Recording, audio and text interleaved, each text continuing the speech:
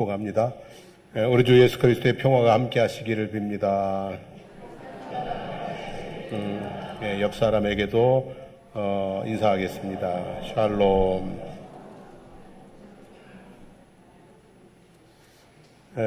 오늘은 성령 강림 후 5째 주일입니다. 날씨가 많이 무덥습니다. 좀 이렇게 집중도 안 되고 에너지도 떨어지는 시기인데 영적 게으름에 빠져서 성령을 소멸하지 마시고 말씀과 기도로 성령 충만하시기를 힘쓰시기 바랍니다. 좀 울리지 않아요? 괜찮아요? 예수님께서 승천하시면서 제자들에게 향해 남긴 말씀이 있습니다. 사도행전 1장 8절인데 같이 읽어봅니다. 오직 성령이 너희에게 임하시면 너희가 권능을 받고 예루살렘과 온 유대와 사마리아와 땅끝까지 이르러 내 증인이 되리라. 자, 예수님의 말씀처럼 오순절날 마가의 다락방에 모인 120명의 제자들에게 성령이 임했습니다. 그리고 성령께서 각 사람이 다른 방언으로 말하게 하시고 또 각처에서 온 사람들이 자기들의 말로 듣게 하시고 그러면서 온 천하에 복음이 전파되는 기회를 만들어 주셨습니다. 베드로가 11 사도와 함께 서서 큰 소리로 외쳤습니다. 누구든지 주의 이름을 부르는 자는 구원을 얻으리라.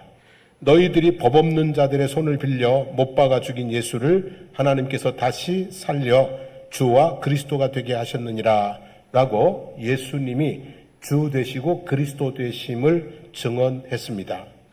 베드로의 증언으로 3,000명이 회개하고 돌아왔습니다. 그리고 이 일을 시작으로 예루살렘과 온 유대와 사마리아와 그리고 소아시아 지역과 로마에 이르기까지 복음이 전해졌습니다. 이 일의 진행 역사를 기록한 것이 바로 사도행전입니다. 사도들을 중심으로 진행되었기 때문에 사도행전이라고 합니다. 성령의 역사로 이루어진 일이기 때문에 성령행전이라고도 하고 전도의 미련한 방법으로 이루어진 일이기 때문에 전도행전이라고도 합니다.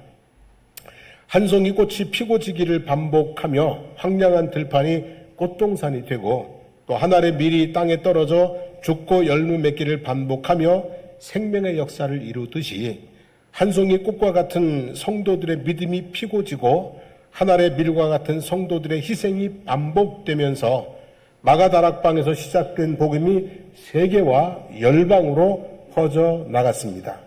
120명으로 시작되었는데 2025년 현재 26억 4천만 명을 넘어섰고 과거에 믿은 사람 빼고 현재 믿는 사람만 그렇습니다. 26억 4천만 명을 넘어섰고 2050년에는 30억 명을 돌파할 것으로 예상된다고 합니다. 기독교 박해가 있는 나라는 많이 있습니다. 하지만 기독교인이 없는 나라는 있을까요? 없을까요? 없습니다.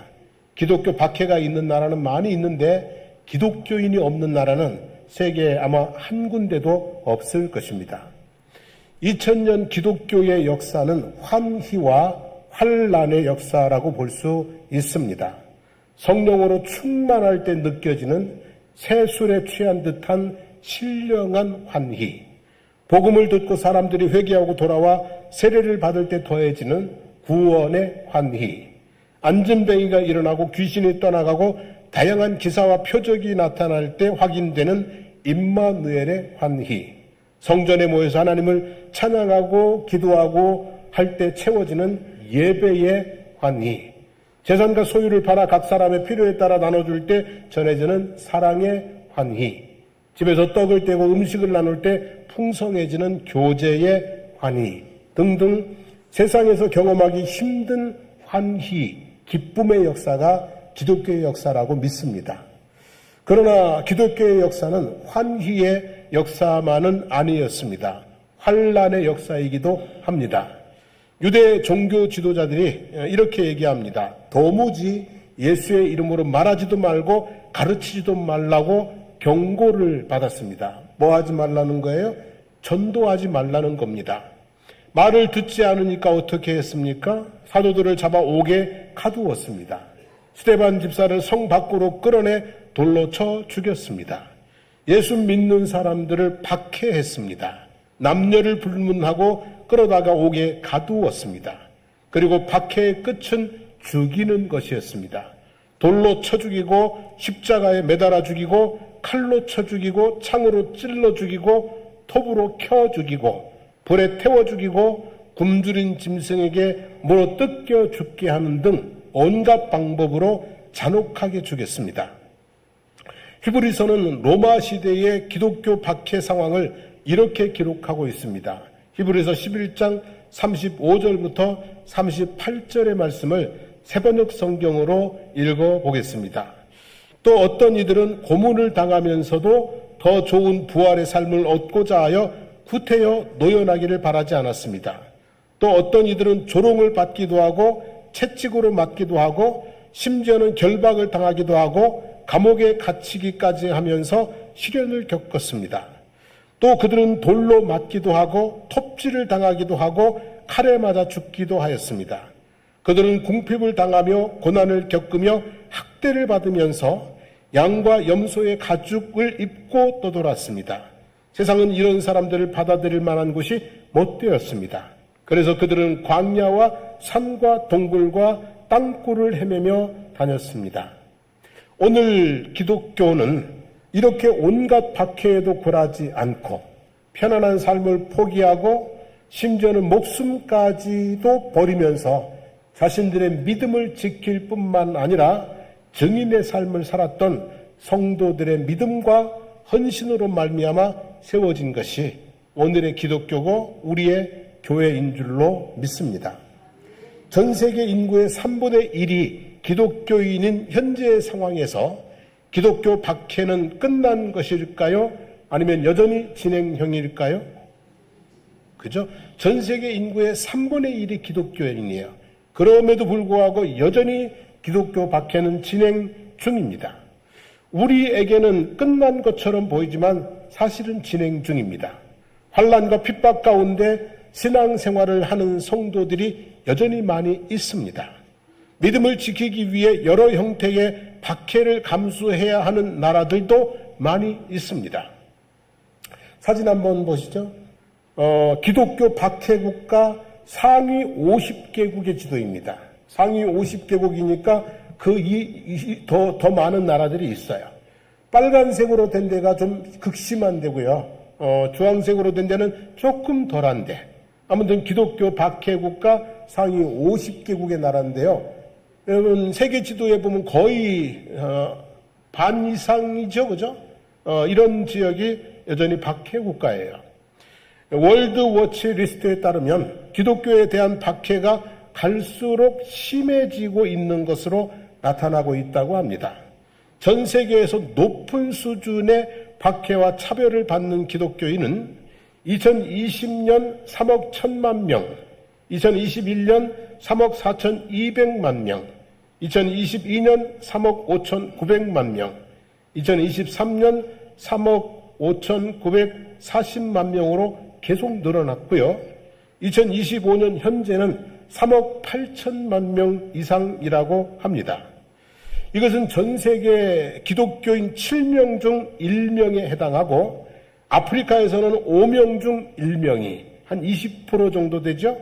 아시아에서는 5명 중 2명이 그러면 몇 프로예요? 40% 정도 되는 거죠. 이런 사람들이 높은 수준의 박해를 경험하고 있다고 합니다. 그리고 폭력과 차별 등 좀 낮은 수준의 박해를 받는 기독교인들까지 포함한다면 세계에서 무려 10억 명 이상이 핍박 가운데 예수를 믿고 있는 것으로 추정이 된다고 합니다. 여러분, 기독교 박해 국가 중 최악의 기독교 박해 국가는 어디일까요? 그죠? 23년째 북한이 최악의 기독교 박해 국가라고 합니다. 성경을 소지하고 있거나 기도를 했다는 이유만으로 강제 노동 수용소에 수감이 되거나 처형이 될 수 있다고 합니다. 그런데 놀라운 것은 이런 상황에서도 숨어서 숨죽이면서 하나님을 믿는 성도들이 무려 40만 명이나 된다고 합니다. 성경을 가지고 있거나 기도만 해도 어떻게 해요? 강제 수용소에 끌려가고 죽을 수도 있는데 그런데도 믿음을 지키고 있는 성도들이 무려 40만 명이나 된다고 합니다. 여러분, 박해 속에 믿음을 사수하고 있는 그리스도인들, 그들이 누구인지 알 수도 없고 볼 수도 없고 만날 수도 없지만 평안하게 예수 믿는 우리들이 그들에게 힘내라고, 믿음을 사수하라고, 그리고 승리하라고 그냥 전해지지는 않겠지만 힘차게 그들을 박수로 한번 격려했으면 좋겠어요. 특별히 북한에 있는 성도들이 믿음을 지키고 자유의 세상을 볼 수 있도록 우리가 늘 그들을 격려하고 위해서 기도해야 될 줄로 믿습니다. 자, 이런 시점에서 우리들의 신앙생활을 조금만 돌아보면 좋겠습니다. 우리의 신앙생활. 우리는 지금 어떻게 신앙생활을 하고 있는가? 신앙생활에 환희는 있는가? 여러분, 신앙생활하는 것이 기쁘십니까? 얼마나 기쁘십니까? 하박국 선지자처럼 무화과 나무가 무성하지 못하고 포도나무에 열매가 없고 감람나무에 소출이 없고 밭에 먹을 것이 없고 우리의 양이 없고 외양간에 소가 없을지라도 하나님으로 말미암아 기뻐하고 즐거워하십니까? 사도 바울처럼 그리스도를 위하여 약한 것들과 능욕과 궁핍과 박해와 곤란을 겪는 것조차도 기뻐하는 수준입니까? 그런 정도는 아닐지라도 적어도 이런 건 있어야 돼요. 교회에 오는 것이 기쁘고 예배하는 것이 즐겁고 하나님 앞에 헌금하는 것도 즐겁고 봉사하는 것이 뭐예요? 즐겁고 이런 정도의 환희는 있어야 되지 않겠습니까, 여러분? 이런 정도의 기쁨은 가지고 하나님을 믿고 교회 생활, 신앙 생활 하시기를 주님의 이름으로 축복합니다. 믿음으로 인해서 환난이 온다면 어느 정도는 감당할 수 있을까요? 믿지 않는 사람들의 조롱 정도는 감당할 수 있을까요? 직장 내에서 차별 정도는 감당할 수 있겠습니까? 집안 식구들 중에 위협이나 폭력 정도는 감당할 수 있겠습니까? 교회에서 겪는 이런저런 시험은 감당할 수 있겠습니까? 그럴 일이 있을지 모르겠습니다만 예수님 때문에 옥에도 가고 목숨도 내놓을 수 있겠습니까? 찬송할 땐 그러잖아요. 목숨도 아끼지 않겠소. 찬송하는데 그렇게 할 수는 있겠습니까? 어디까지 감당할 수 있을지 잘 모릅니다. 내가 지금 장담하는 것보다 못할 수도 있고요. 내가 지금 못한다고 했는데 더 잘할 수도 있습니다. 예를 들면 베드로가 예수님을 향해서 주여 내가 주와 함께 오게도 죽는데도 가기를 각오하였나이다라고 뭐 했어요? 호언장담을 했어요. 자기는 죽는 것도 뭐 한다고 그랬어요? 감당할 수 있다고 그랬어요. 근데 그 밤이 다 지나가기 전에 3번이나 주님을 모른다고 부인을 했습니다. 하지만 마지막에는 나 같은 죄인이 감히 어떻게 예수님하고 똑같이 똑바로 십자가에 달려 죽을 수 있느냐? 거꾸로 십자가에 매달아 달라 하여 거꾸로 십자가에 못 박혀 죽었다고 합니다.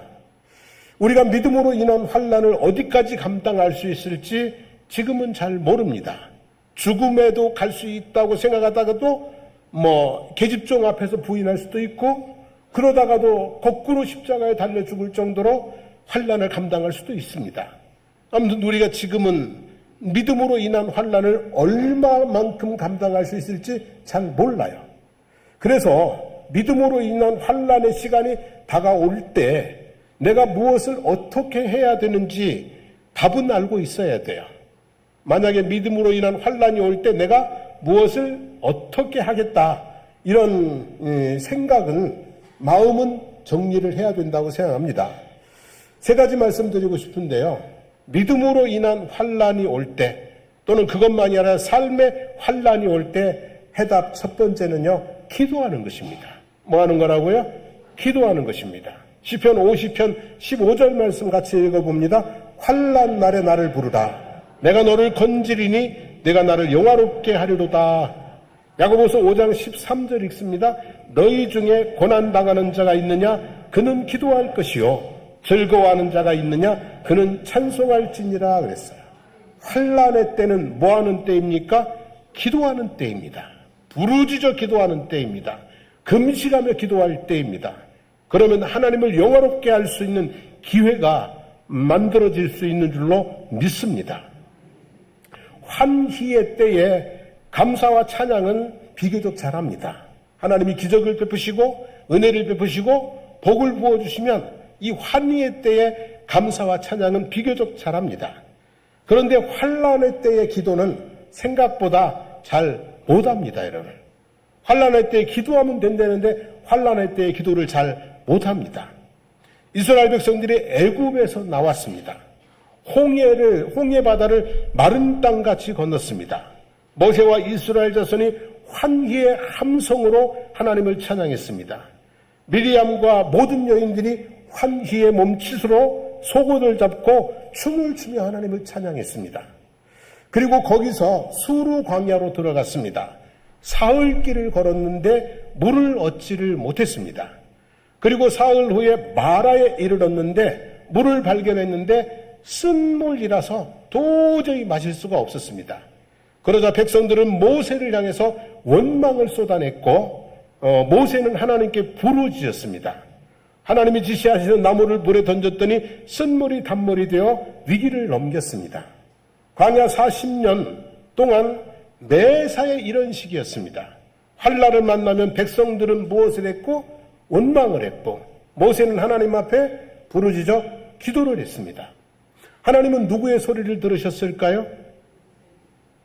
두 소리를 다 들으셨습니다. 모세의 소리를 도와달라고 살려달라고 부르짖는 모세의 소리를 들으시고 응답해서 환난의 때를 넘어가게 하셨고 애굽에서 죽었더라면 좋았겠다고 원망하는 백성들의 소리를 듣고 응답하여 광야에서 다 어떻게 했어요? 죽게 했습니다. 성도 여러분, 환난의 때는 원망할 때가 아니라 뭐 할 때다? 기도할 때입니다. 같이 한번 읽어보겠습니다. 환난의 때는 원망할 때가 아니라 기도할 때입니다. 예루살렘 교회에 환난의 바람이 불어닥쳤습니다. 스데반이 복음을 전하다가 돌에 맞아 죽었습니다. 사울이라는 청년이 성도들을 닥치는 대로 잡아다가 옥에 넘겼습니다.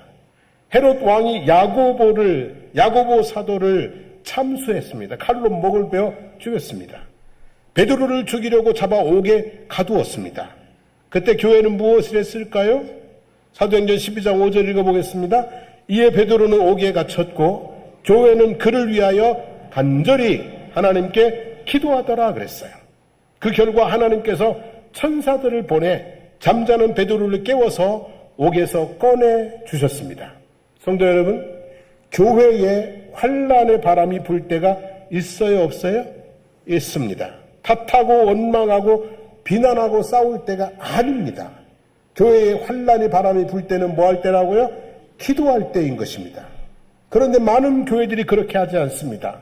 원망과 비난으로 작은 바람을 태풍으로 만들어 버립니다. 환난의 때는 원망할 때가 아니라 기도할 때입니다.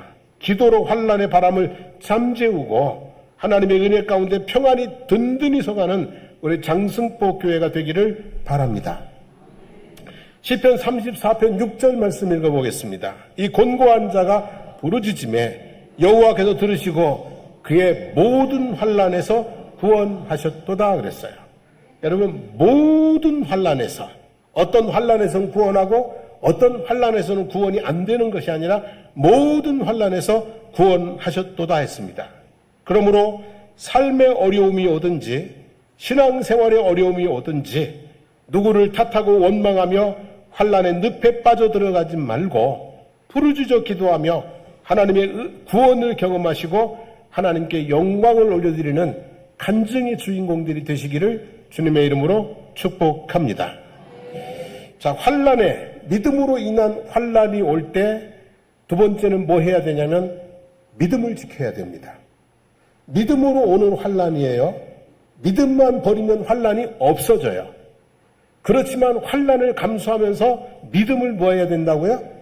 지켜야 되는 거예요.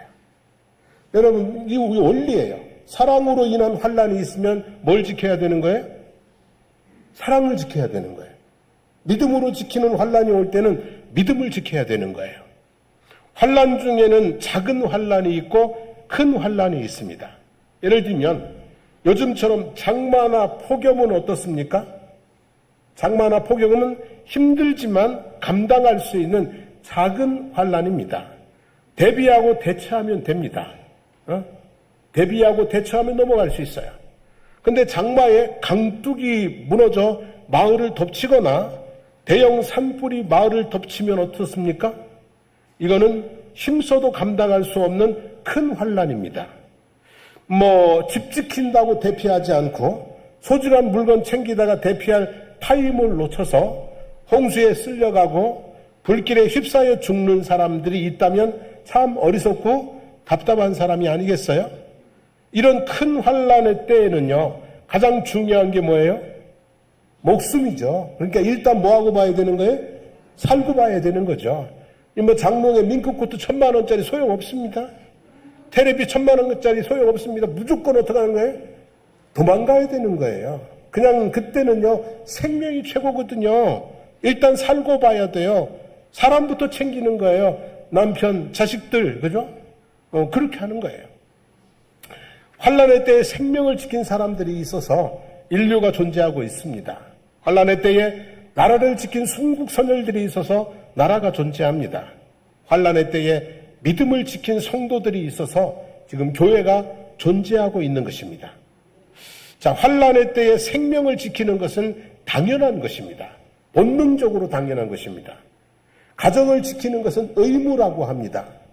평안한 삶을 지키는 것은 권리라고 합니다.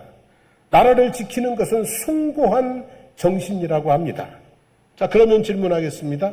환란의 때에 믿음을 지키는 것은 뭡니까? 나라를 지키는 것은 숭고한 정신이라고 하는데 환란의 때에 믿음을 지키는 것은 뭡니까? 많은 사람들이 이렇게 합니다. 그렇게까지 할 필요가 있냐? 그렇게까지 믿을 필요가 있냐라고 합니다. 그런데 성경 속의 기록된 그리스도인들은 그렇지 않았습니다. 믿음으로 오는 환란이었습니다. 믿음만 버리면 다 지키고 편하게 살 수 있는데 믿음을 지키기 위해서 이것저것 다 버리고 흩어져서 떠돌아서 동굴 속에서 땅굴 속에서 살았다고 합니다. 최악의 경우에는 무엇도 버렸어요? 목숨도 버리면서 믿음을 지켰습니다. 여러분, 믿음은요, 잘 들으시기를 원합니다. 믿음은 우리 인생을 안전하게 보호하는 포장지가 아닙니다. 믿음은 내 인생이라는 내용물을 안전하게 보호해주는 포장지가 아닙니다. 믿음은 치장하는 액세서리가 아닙니다. 믿음은 피로를 달래주는 에너지바가 아닙니다. 믿음은 불안한 마음을 달래주는 신경 안정제 아닙니다. 믿음은 순간 기분 좋게 해주는 마약과 같은 것이 아닙니다. 믿음은요, 생명입니다. 믿음은 뭐라고요? 생명입니다, 여러분. 이 짧은 생명이 아니라 믿음은 영원한 생명입니다. 우리가 이 땅에 사는 몸은 100년이면 되고요. 믿음으로 하나님의 나라 가는 것은 영생이라고 했습니다. 그러면 믿음을 지킬 만한 가치가 있는 거예요? 없는 거예요? 어떤 환난 가운데도 편안한 삶을 포기하고라도 심지어는 내 무엇을 내놓고라도 목숨을 들여가면서라도 지킬 필요가 있는 것이 믿음 아니겠습니까? 예수님께서 이렇게 말씀하셨습니다. 요한복음 11장 25절 26절 말씀 같이 읽어보겠습니다. 나는 부활이요 생명이니 나를 믿는 자는 죽어도 살겠고 무릇 살아서 나를 믿는 자는 영원히 죽지 아니하리니 이것을 내가 믿느냐 그랬어요. 믿음이 없으면 살다 죽는 것이고요. 믿음이 있으면 죽어도 사는 것입니다. 믿음은 편안한 삶을 위해서 목숨을 위해서 버릴 수 있는 것이 아니라 믿음은 편안한 삶을 포기하면서 때로는 순교의 제물이 되면서라도 지켜야 되는 것이 믿음인 줄로 믿습니다. 우리가 그 상황이 되면 어떻게 반응할지는 몰라요. 하지만 답은 알고 가야 돼요. 우리에게 믿음 때문에 환란이 다가오면 그때 나는 어떻게 반응할지 저도 몰라요. 하지만 답은 뭐예요? 알고 가야 돼요. 믿음은 편안한 삶을 포기하고서라도, 환난과 핍박을 감수하고서라도, 심지어는 목숨을 뭐예요? 내놓으면서라도 지켜야 되는 것이 뭐다? 믿음이다. 왜냐하면 믿음은 뭐기 때문에? 생명이기 때문에. 믿음은 영원한 생명이기 때문에 라고 하는 것입니다. 자, 세 번째, 우리가 믿음으로 인한 환난을 겪을 때에 꼭 또 해야 되는 게 하나 있습니다. 그건 뭐냐면 복음을 전하는 것입니다. 오늘 우리가 읽은 본문에 등장하는 사람들은 믿음을 지키기 위해 편안한 삶을 포기한 사람들입니다.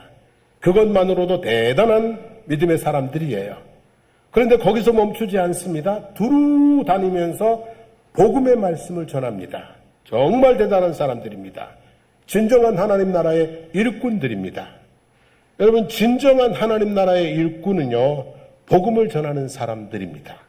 전도자는 하나님 나라에 씨를 뿌리는 사람들입니다.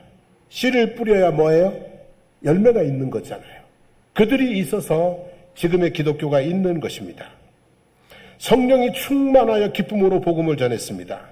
도무지 예수의 이름으로 말하지 또 가르치지도 말라는 위협을 받고서도 복음을 전했습니다. 채찍질을 당하고 나와서도 또 복음을 전했습니다. 날마다 성전에 있든지 집에 있든지 예수는 그리스도라고 가르치기와 전도하기를 그치지 않았습니다. 성도 여러분, 전도하시기를 원합니다. 늘 날마다 뭐 한다고요? 사람들 만날 때마다 전도하시기를 원합니다. 친구들 만나서 밥만 먹고 커피만 마시지 말고, 친구들 만나가지고 맨날 뭐 세상 얘기만 하지 말고 예수님 얘기도 좀 꼭 하시기를 바랍니다. 박해가 심해지자 박해를 피해 도망 다니면서 복음을 전했습니다. 어디를 가든지 먹고 사는데 급급하지 않았습니다. 예루살렘을 출발해서 베니게와 구브로와 안디옥까지 그랬습니다. 여러분, 뭐냐면 끝없는 들판을 지나고 강을 건너고 산을 넘고 바다를 건너서 가는 곳마다 복음을 전했습니다. 하나님께서 우리를 이 땅에 두시는 이유가 뭘까요, 여러분? 우리가 하나님의 자녀로 구원받았는데, 천국 백성 되었는데 이 땅에 두시는 이유가 뭘까요? 이 땅에 살기가 더 좋아서? 아니면 이 땅에서 할 일이 있어서? 답을 얘기해봐요. 이 땅에서 살기가 좋아서? 아니면 할 일이 있어서? 할 일이 있어서. 우리가 해야 될 일중이 많지만 그 중에 소중한 것 하나는요, 복음을 전하는 것입니다. 예수 그리스도의 복음을 전해서 한 영혼이라도 더 하나님 앞에 돌아와 구원받는 역사를 위해 우리가 쓰임받아야 될 줄로 믿습니다. 20절, 21절 말씀 한번 읽어보겠습니다. 그 중에 구브로와 브레네 몇 사람이 안디옥에 이르러 헬라인에게도 말하여 주 예수를 전파하니 그랬습니다. 여러분, 다들 이제 흩어져서 복음을 전하는데 유대인에게만 전했어요. 근데 몇 사람이 헬라인에게도 복음을 전파했어요. 자, 유대인의 입장에서 보면 유대인은 자국인이라고 볼 수 있고 헬라인은 외국인이라고 볼 수 있습니다. 그렇잖아요. 우리 입장에서는 우리나라 사람 빼고는 다 뭐예요? 외국인이잖아요. 그러니까 헬라인은 외국인이라고 보면 돼요. 그래서 안디옥 교회가 세워졌다는 말씀이에요. 자, 오늘 여기 이 말씀 좀 잘 마음에 새기면 좋겠어요? 옛날에는 외국인들에게 복음을 전하려면 선교사로 나가야 됐어요.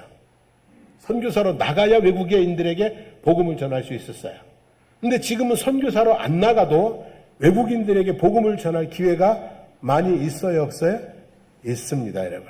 외국인들이 엄청나게 많이 들어와 있어요. 그래서 그들에게 복음을 전할 수 있는 기회가 많이 열려 있어요. 우리 거제시 의회의 한 의원이 제공한 자료에 따르면, 물론 이분이 제공한 자료는 경제적인 측면에서 외국인 노동자 고용이 득보다 실이 많다, 쿼터제를 도용해야 된다, 그런 취지의 발언입니다만, 이것을 복음의 입장에서 우리는 생각해 볼 수가 있어요. 자, 그분이 제시한 자료에 보면 거제의 경우 외국인 노동자 상황입니다. 하나오션에 4,459명이 있고요. 삼성중공업에 4,956명의 외국인 노동자들이 일하고 있다고 합니다.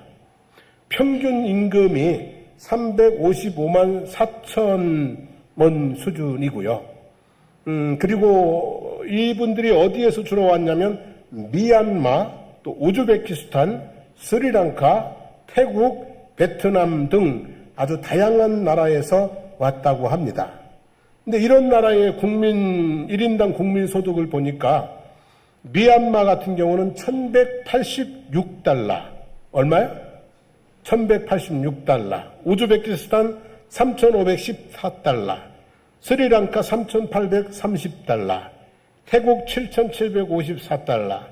베트남 4439달러.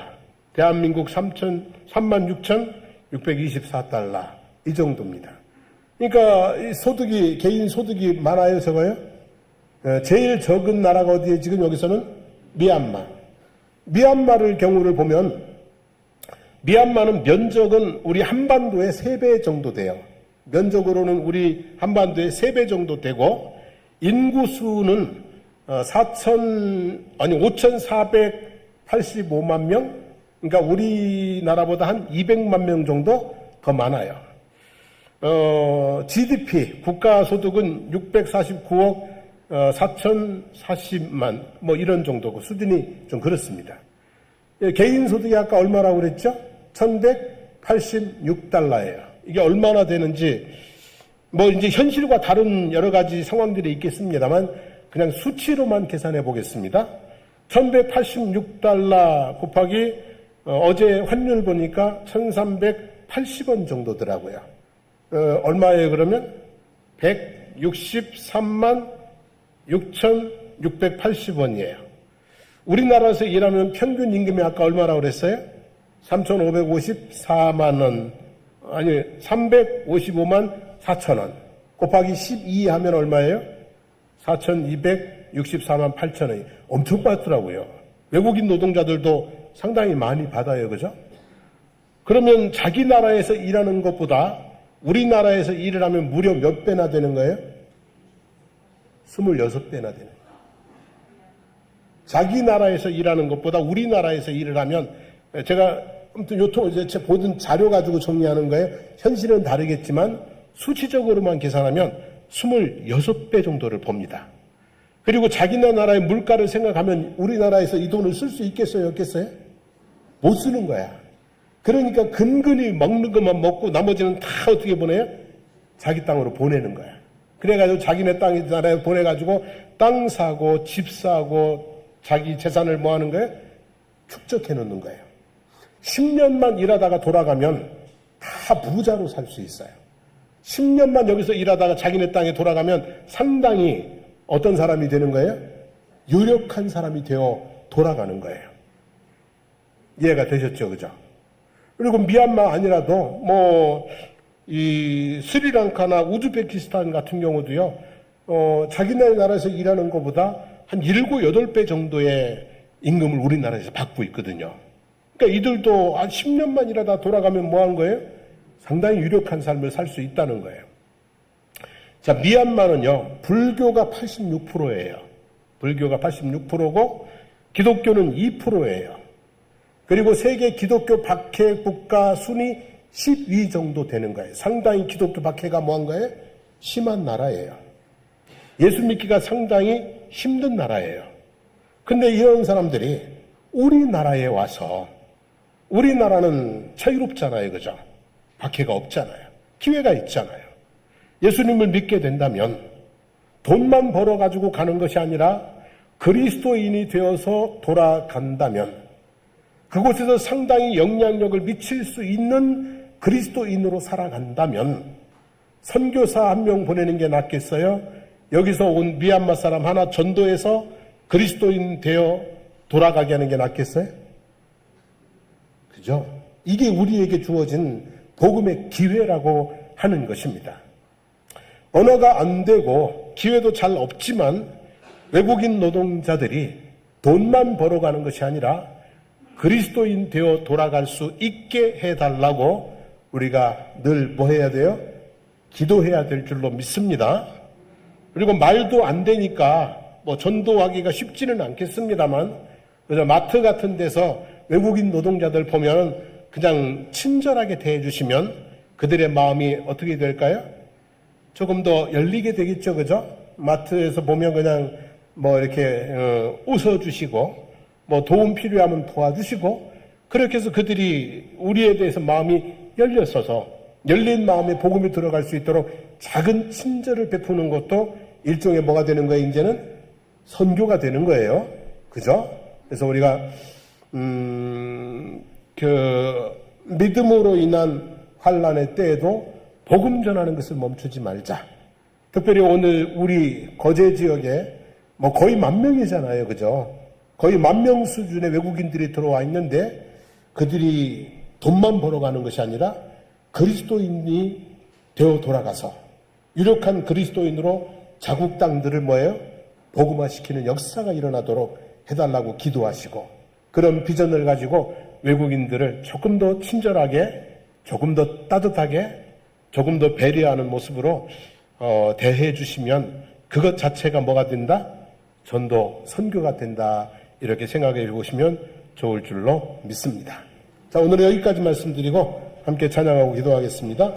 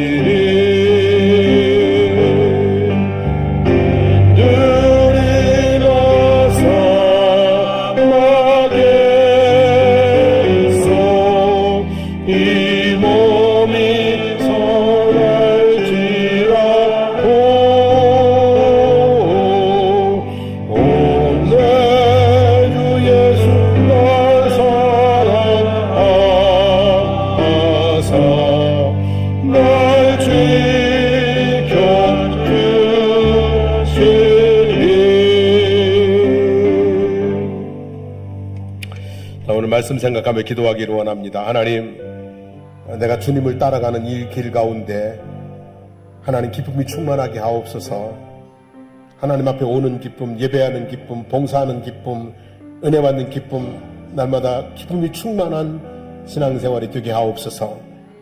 믿음 때문에 환난이 올 때 하나님 원망하고 포기하는 것이 아니라 부르짖어 기도하고 믿음을 지켜내고 복음을 증거하고 하나님의 영광을 드러내는 그런 삶이 될 수 있기를 원합니다. 또 한 가지 기도합니다. 거제 지역에 와 있는 외국인 노동자들이 예수님 만나게 해주십시오. 우리가 그들을 선교의 대상으로 알고 그들을 따뜻히 대하고 그들이 예수 믿게 할 수 있도록 기도하는 우리의 모습 되게 해주십시오. 우리 한번 주여 부르고 기도하겠습니다. 주여, 살아계신 우리 하나님 아버지 고맙습니다. 감사합니다. 우리가 하나님 아버지 하나님을 알게 하시고 믿음의 자리에 있게 하시고 하나님의 자녀로 살아가게 하시는 것 감사를 드리나이다. 하나님 아버지, 우리가 주 안에서 주님으로 인하여서 하나님 기뻐하며 살아가게 해주시기를 원합니다. 그저 하박국처럼 아무것도 없어도 주님 한 분만으로도 기뻐할 수 있고, 사도 바울처럼 환난과 핍박 가운데 있어도 주님의 일하는 것으로 기뻐할 수 있는 그런 수준으로까지 아버지 환희의 신앙에 들어갈 수 있도록 하나님 도와주시기를 원하나이다. 우리가 아버지 환난이 다가올 때에 하나님 아버지 원망하고 믿음을 저버리고 하나님 그렇게 뒤돌아가는 퇴행적인 신앙이 아니라, 환난이 온다 할지라도 그때 부르짖어 기도하며 하나님의 살아계심을 보게 하시고 믿음을 지키면 믿음이 승리하는 삶을 살아낼 수 있도록 주님 도와주시기를 주님 원하고, 아버지 환난의 때에도 아버지 하나님 복음 전하는 것을 멈추지 않는 증인의 삶을 살아갈 수 있는 저희들이 될 수 있도록 하나님 도와주시기를 주님 간절히 간구드리옵나이다. 그리고 하나님 아버지 기도합니다. 하나님 아버지, 이 땅에 와 있는 외국인 노동자들이 많이 있습니다. 그들의 땅에 있으면 복음을 접한 일도 없고, 아버지 하나님 예수 믿을 가능성이 희박한데 이 땅에 왔으니 복음을 접할 수 있고 예수님을 믿어도 자유로운 이 땅에 왔으니 이곳에서 예수 믿고 그리스도인 되어 그 땅에 복음 들고 돌아가는 아버지 하나님 성도들이 될 수 있도록 하나님 그 기회를, 그 역사를 주님께서 이 땅에 있는 외국인 노동자들을 통해서 이루어 주시기를 주님 간절히 간구드립니다. 하나님 아버지 감사합니다. 하나님, 할 수만 있으면 우리 모든 성도들이 환희에 찬 신앙생활을 할 수 있도록 은총을 베풀어 주시옵소서. 그러나 환난이 다가온다 할지라도, 하나님 믿음 때문에 환난이 다가온다 할지라도 원망하거나 뒤돌아서지 않게 하시고, 아버지 하나님 부르짖어 기도하며 믿음을 지켜내며 그 중에도 복음을 증거하며 하나님의 자녀다운 삶을 살아낼 수 있도록 도와주시기를 원합니다. 믿음은 생명입니다. 믿음은 영생입니다. 우리가 버릴 수 있는 것이 아니고 바꿀 수 있는 것이 아닙니다. 하나님, 이 믿음을 가지고 우리의 믿음이 승리하는 삶을 살게 도와주시기를 원합니다. 이 땅에 있는 외국인 노동자들이 하나님 아버지, 이 땅에서 예수 믿고 그리스도인 되어 자국 땅으로 들어가 영향력 있는 전도자들로 살아가는 그런 놀라운 기적이 일어날 수 있도록 그들을 복주시기를 주님 간절히 간구드립니다.